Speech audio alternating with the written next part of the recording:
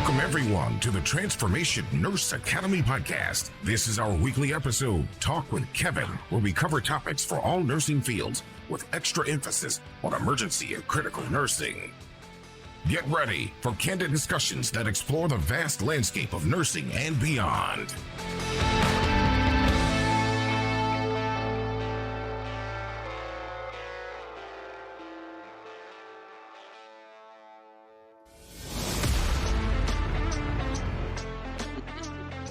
Transformation Nurse Academy podcast. This is a special episode for Miss Pat because she was asking me how come I don't do medical shit anymore, and I do. I just have been caught up on this book, The Success Principles. It's really hit home for me, helps me kind of mellow me out, and I like the positive information it gives me, and I know it works because shit's been changing for us here at Central Valley Medical.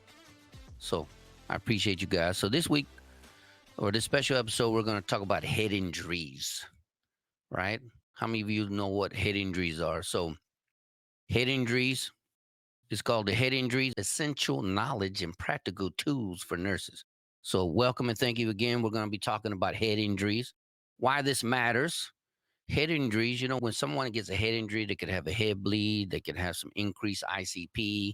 It changes the way the pressure is put on all of your cranial nerves and your spinal column and stuff like that. So it's very important that we talk about these things. So as a nurse, especially an ER nurse, when you're talking about taking care of patients with head injuries, you want to make sure that you know what you're doing, how to monitor it, what to look for, early signs of increased ICP versus late signs of increased ICP. So that way you can maybe prevent bad shit from happening. So anyway, we're going to talk about epidural hematomas. We're going to talk about subdural hematomas, diffuse axonal injuries, herniation syndrome, and different types of skull fractures. You know, we're not going to go great detail. I'm going to keep it light stuff. Hopefully that you will learn some stuff. Why does this matter? So, you know, head injuries are among the most critical conditions that healthcare providers can encounter. And so prompt intervention can make a significant difference in patient outcomes. And here's why. There's high incidence in head injuries. They're widespread, resulting from various incidents like falls, accidents, sport injuries, assaults. They can affect anyone from young children to old people.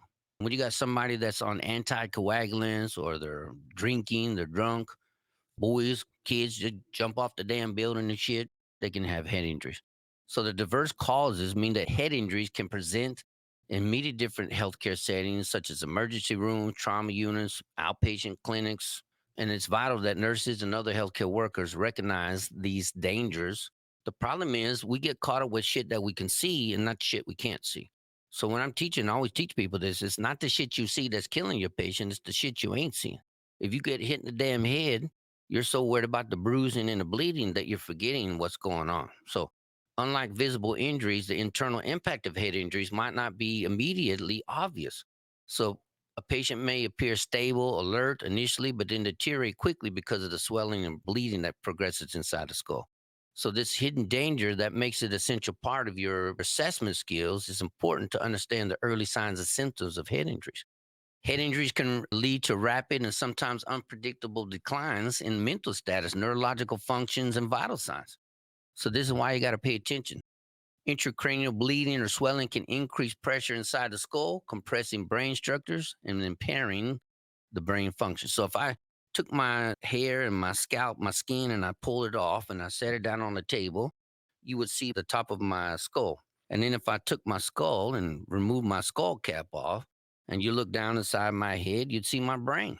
Then if I pull my brain out with my brain stem attached and set it onto the table, down at the bottom of an empty skull shell, you would see the foramen magnum. I know I'm probably not saying that right, so Anna, don't get my balls busted, but it's the little hole at the bottom of your damn skull.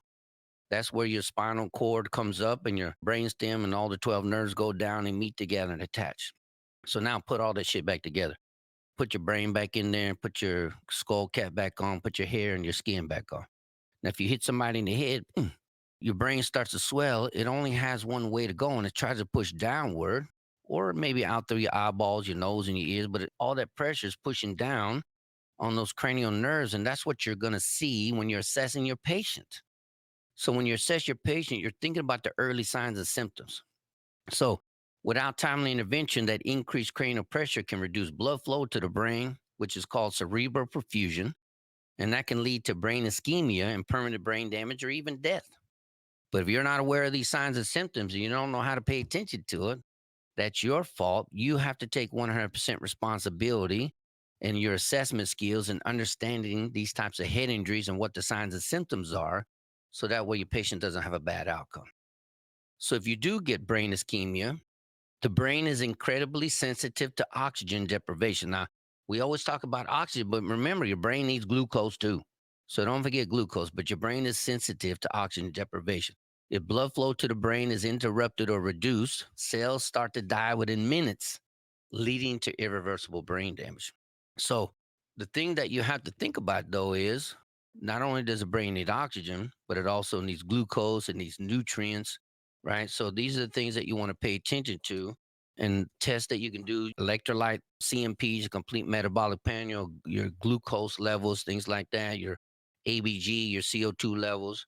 So don't forget all these things. Don't just get fixated on oxygen. Does that make sense? So the lack of nutrients is also important. Rapid cell death, brain cells are particularly sensitive, so they die within a few minutes from reduced blood flow. But besides oxygen, the interruption of blood flow also deprives the brain of essential nutrients like glucose, which are necessary for the proper neuronal, neuronal. How the fuck you say that, Miss Pat? neuronal, neuronal activity. How's that, Anna? Severity depends on the duration. The extent of the brain damage is directly related to the duration of oxygen deprivation. So we're going to talk about these things as we go on.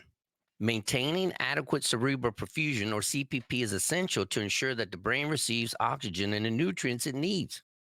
So what I did was, and I don't know, people can come out and test if you want. If you go to morethancpr.com, morethancpr.com/head injuries, I created a thing called a CPP calculation based upon the Monroe-Kellie Doctrine.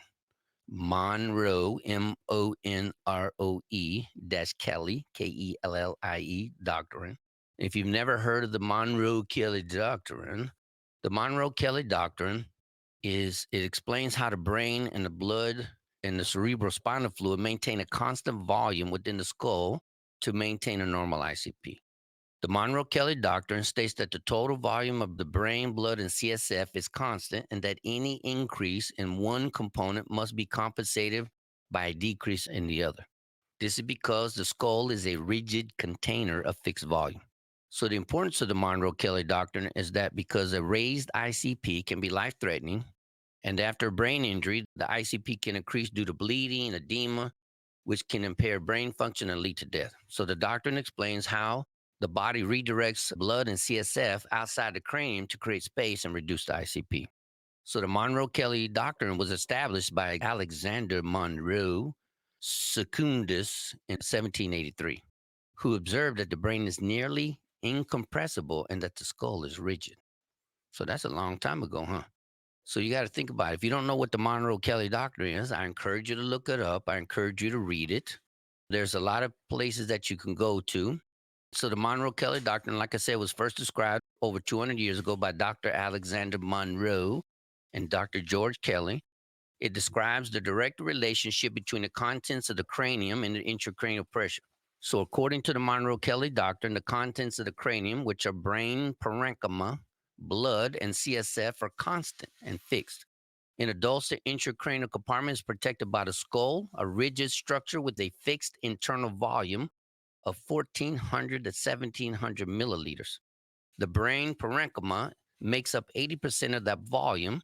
The CSF makes up about 10%, and blood makes up the other 10%. So according to the doctrine, any increase in the volume of one component necessitates a decrease of the other components. In other words, if the parenchyma goes up 90%, then the CSF probably goes down to 5 and the blood goes down to 5. I guess it just depends on what's going on. We're going to talk about the normal values. So there's 3 components to the Monroe-Kellie Doctrine. CPP stands for cerebral perfusion pressure. Then you have the ICP, or the intracranial pressure, and then the MAP, or the mean arterial pressure. The CPP, the normal CPP is about 60 to 80, right? And in the MAP, normal is about 50 to 150, and the ICP is 0 to 10. So the Monroe-Kellie Doctrine is CPP equals MAP minus ICP. So if you go over to my tool that I created, I talk about that. CPP is the pressure required to ensure adequate blood flow to the brain. Calculating the CPP helps assess the risk of brain ischemia and brain herniation. So CPP, again, equals MAP minus ICP. So low CPP can lead to brain ischemia, while high ICP can indicate severe brain injury. So I give all the normal values on the tool I created, step-by-step tool that walks you through. If you put in your blood pressure, like I'm over here on the tool, and I know you can't see it, but I'm putting in the blood pressure 130 over 70. It automatically calculated for me a MAP of 90. And then you put in the ICP. Let's say the ICP is 10, and then you hit calculate CPP. And then it's going to tell you MAP is 90, which is within normal range. CPP is 80, which isn't with normal range. So cerebral perfusion is adequate, no immediate intervention needed, but monitor the ICP, maintain head elevation at 30 degrees if needed to promote venous drainage.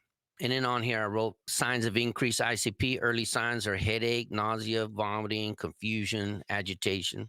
Late signs are asymmetric pupillary dilatation or asymmetric pupillary reactivity, coma, abnormal posturing.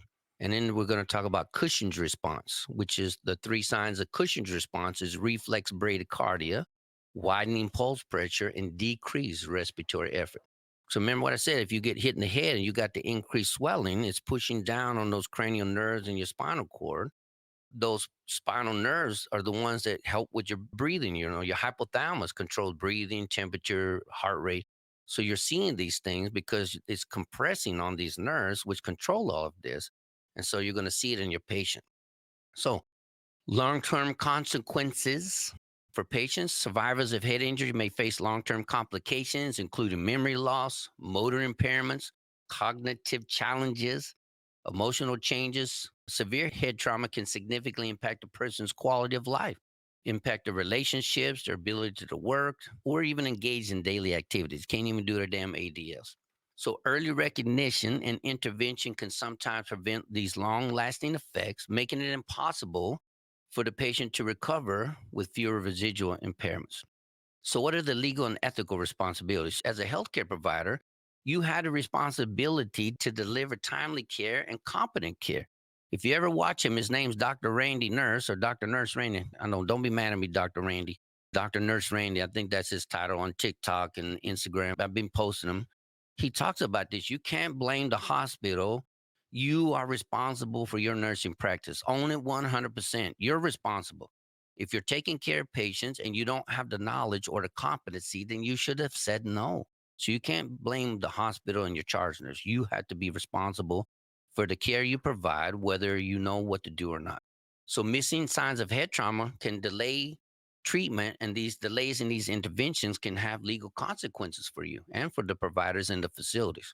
So by being vigilant, using tools, using these knowledge that you provide, go to classes and learn, these things will help you provide timely care for your patient.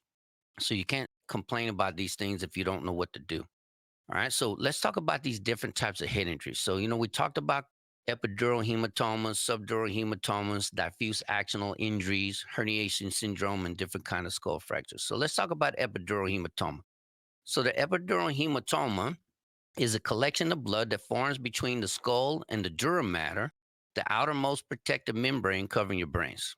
This is usually caused by a arterial bleed.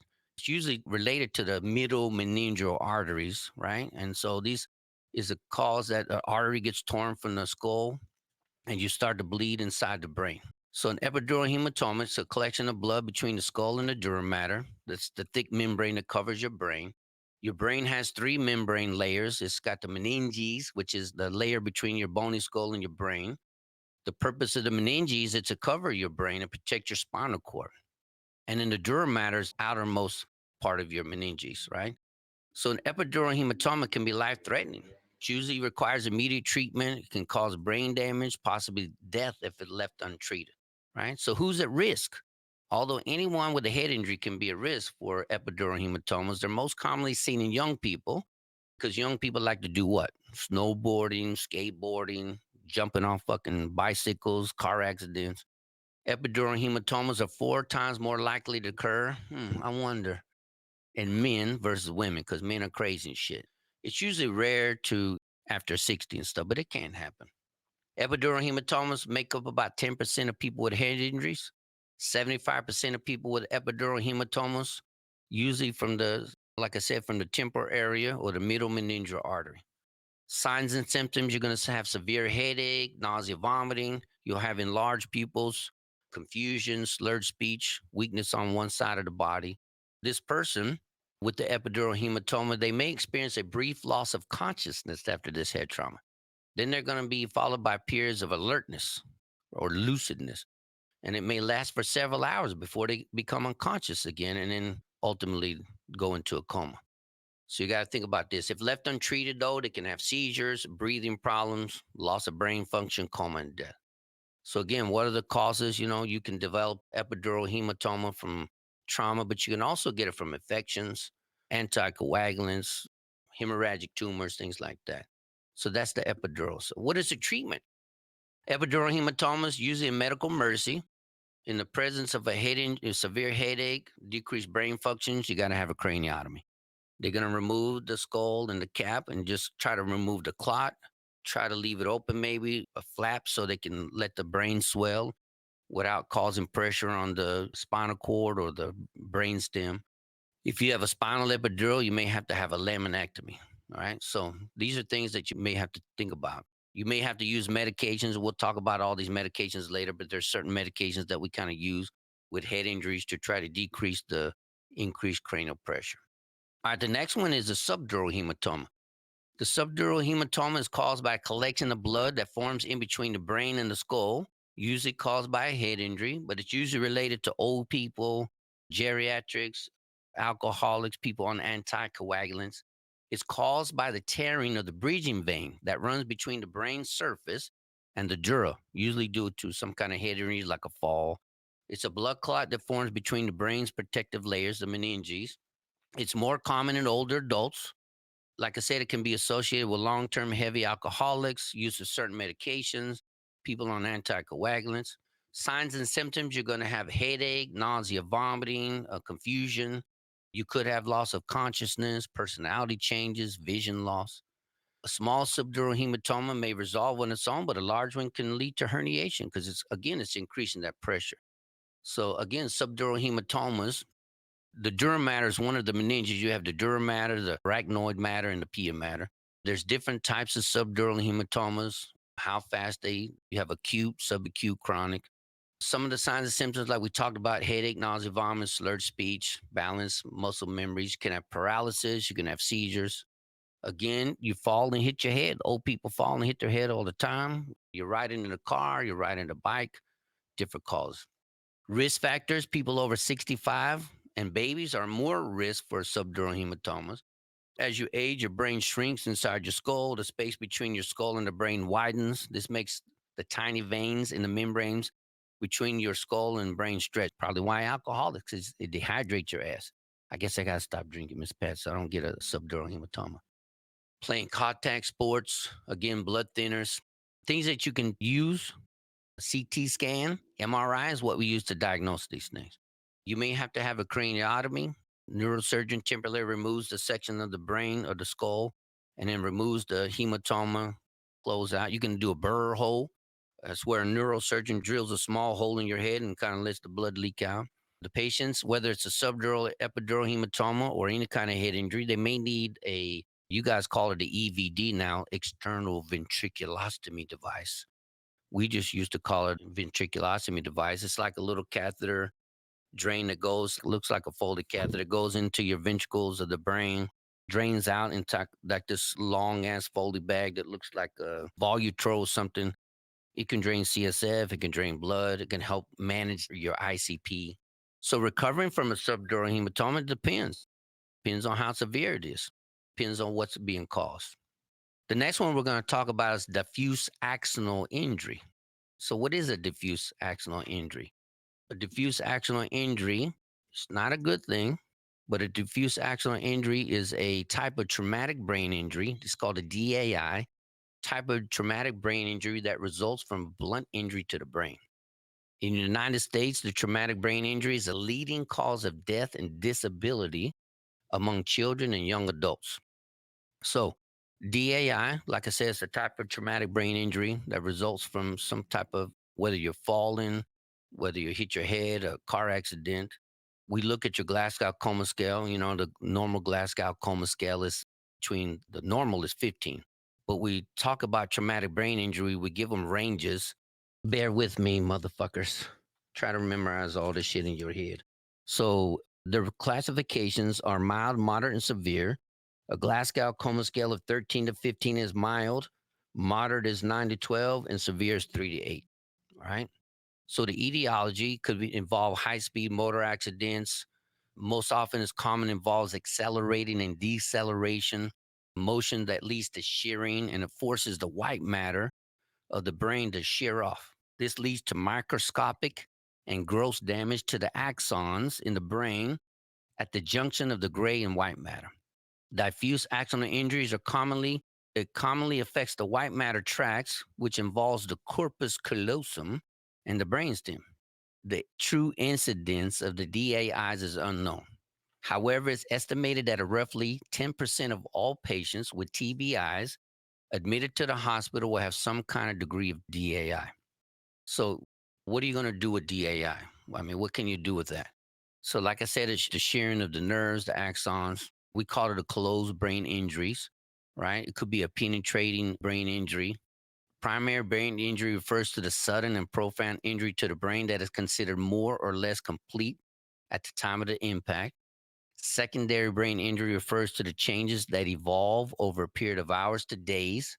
It includes an entire series or steps or stages of cellular, chemical, tissue, or blood vessel changes in the brain that contribute to the further destruction of brain tissue. So you can have comas, you can have confusion, you can have short attention spans, memory problems, amnesia. You can have problems with judgment, the inability to understand abstract concepts. You can have motor deficits such as paralysis or weakness, spasticity, which means tightening and shortening of the muscles. You can have poor balance, decreased endurance, tremors, swallowing problems. You can have perceptual or sensory deficits like changes in hearing, vision, and taste. You can lose sensation of your body parts. You can have difficulty understanding where your limbs are in relation to your body.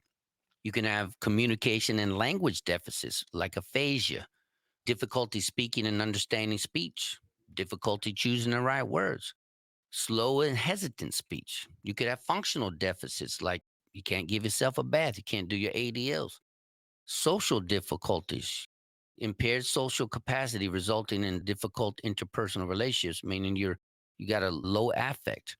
You can have regulatory disturbances. You could be tired, dizzy. You could lose your bowel and bladder, right? You could be apathetic. So, can these brain injuries heal? Most studies suggest that once the brain cells are destroyed or damaged, for the most part, they cannot regenerate. However, recovery after brain injury can take place, especially in younger people. In some cases, the brain makes up for the injured tissues. They're finding out that they can create new pathways and grow new pathways elsewhere.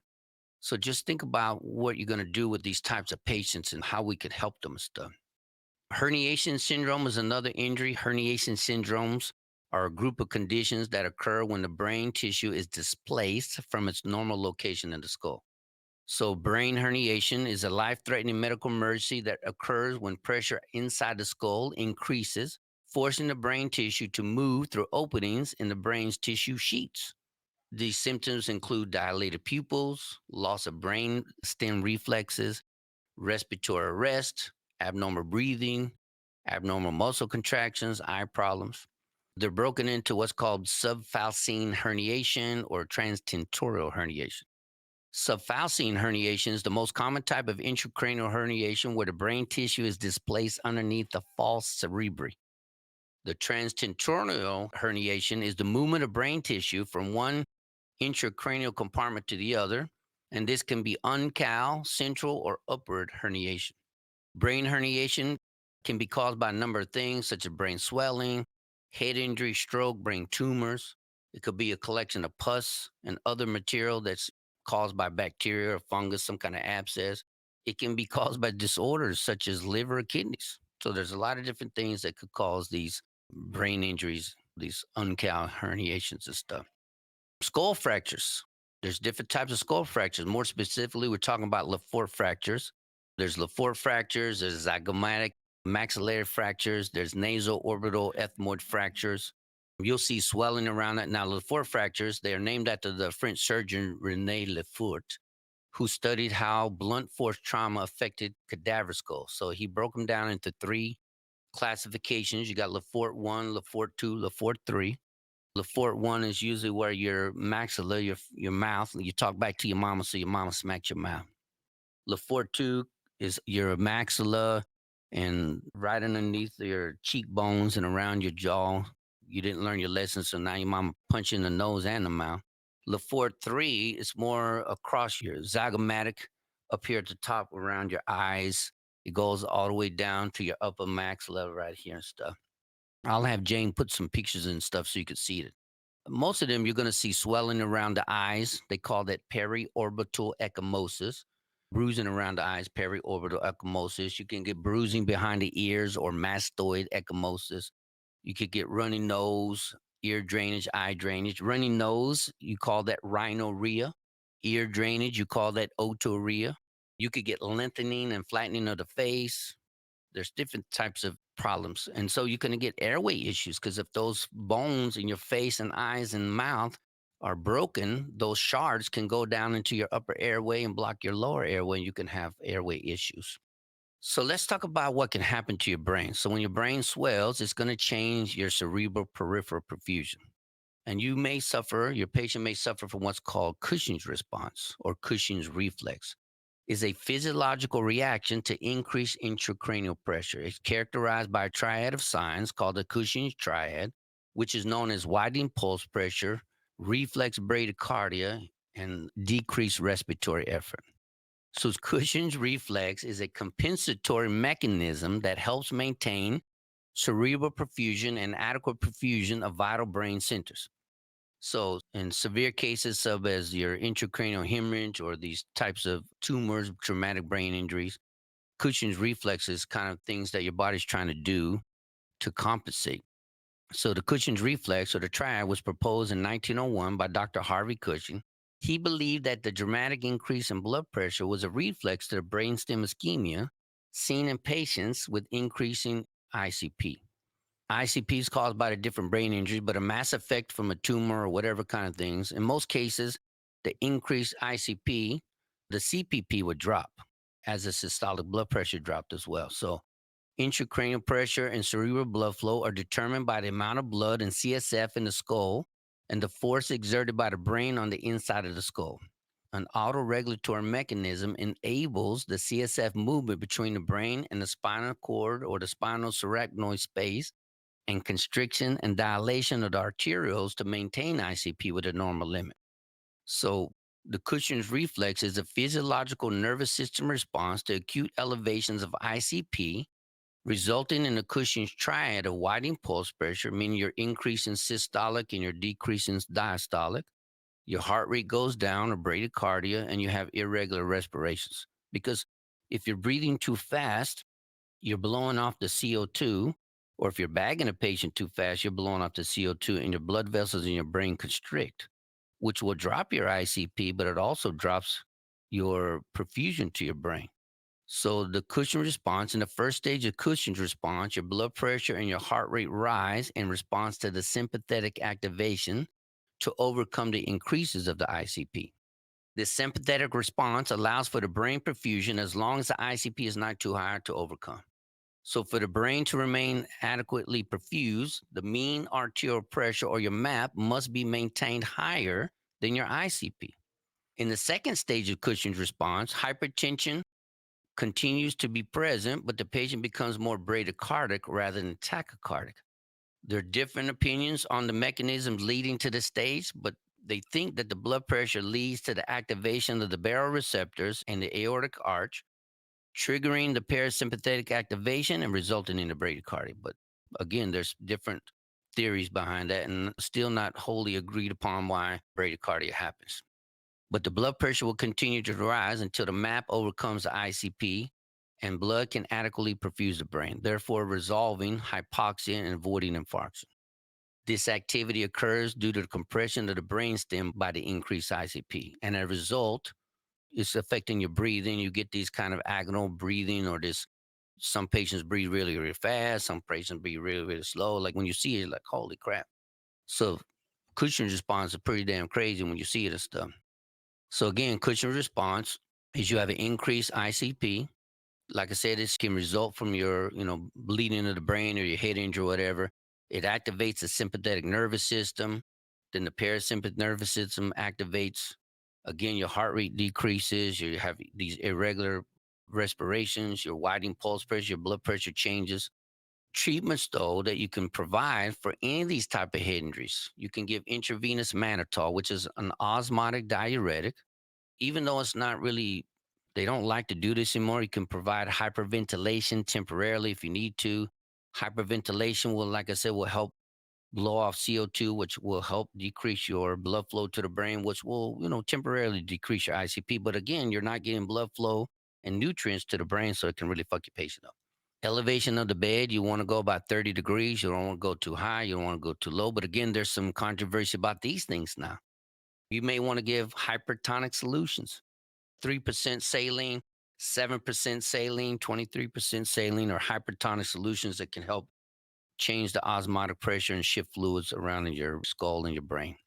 You can put in an external ventricular device where you can drain the extra fluid out to help decrease the ICP, give your brain room to decrease its swelling. And then you can do a craniotomy. These are things that you could try for this Cushing's triad. So Cushing's triad is indicative of a medical emergency and medical attention is required. The treatment is aimed at decreasing the ICP as well as reversing the cause of the increased ICP, which is probably the head injury. Like I said, mannitol is an osmotic diuretic. It's often provided intravenously. It can be highly effective in lowering your ICP and increasing the cerebral perfusion pressure. Other medications you may want to think about is diuretics like furosemide or steroids, sedatives, propofol, which will help kind of decrease, the patient from breathing too fast or being overstimulated. Hyperventilation, like I said, you're breathing fast for the patient. I'm not a big fan of it, but you can use it. Reverse Trendelenburg is sometimes used. It's recommended sometimes to help decrease the ICP. Like I said, in some cases, you may want to drain in there to drain out the extra CSF fluid. And then again, in cases, you may want to do a craniotomy. So the most important thing I want you to remember, Cushing's triad consisting of bradycardia, decreased respiratory effort and widening pulse pressure. Again, it's the body's response to increased intracranial pressure. It usually indicates a severe lack of oxygen and nutrients to the brain tissue. And it's your body's way of trying to deal with this brain injury or whatever the problem is that you're having and stuff. So again, if you want to know more about this, don't be afraid to read and study. Take some time to learn about this, learn about your Cushing's response, learn about the Monroe-Kellie Doctrine, learn about the early and late stages of increased ICP, such as headache, nausea, vomiting, pupil dilatation, things like that. All right, so using these tools can help build your confidence. I want to encourage you to use these tools that I created for you. Practice scenarios and stuff. I have activity cards if you want to look at them. You can look at them as well. You can check our TNCC class. I teach the trauma nurse core course. So these are things that you can do to help improve your skills. All right. So I hope you learned a lot. Remember, why does it matter? Because head injuries are a really critical condition that you want to make sure that your patients have a better outcome. So again, I hope that you learned a lot with this episode. I hope Miss Pat's happy that I did a damn episode on medicine again. I really appreciate you guys. You have a great night, and thank you for joining us again here at the Transformation Nurse Academy. All right, bitches, I love you. Let me know what you think. Visit us at transformationnurseacademy.com. Visit us at the morethancpr.com. And don't forget, we're always here for you. I love you, bitches. Peace out, mothers. Say bye, Miss Pat. Don't miss out. Engage with us weekly. Share your thoughts, and let's transform the nursing landscape together.